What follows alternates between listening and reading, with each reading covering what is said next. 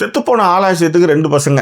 அதில் வந்து வைபவ் வந்து துரை, அவருடைய அண்ணன் சுனில் ரெட்டி வந்து சாமின்ற 2 கேரக்டர் பண்ணியிருக்காங்க. உண்மையிலே ஃபஸ்ட்டு சீனே வந்து சுனில் ரெட்டி வந்து டாக்டர்லேயே நம்ம பார்த்துருக்கோம்.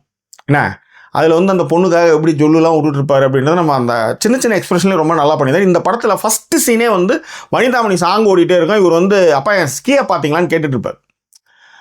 இந்த ஃபஸ்ட்டு 10 நிமிஷம் இருக்குல்ல, இந்த 10 நிமிஷத்துலாம் இளங்கோராம் வந்து பின்னிருக்காருன்னு நான் சொல்லுவேன். இந்த பக்கம் வந்து பார்த்தீங்கன்னா வனிதாமணி அதில் வந்து ஒரு வரி வரும், நான் தொடாத பாகம் தன்னை என்றல் தீண்டாது அப்படின்னும் போது பார்த்தா இங்கே அப்பாவுக்கும் நெட்டு நிற்கும்.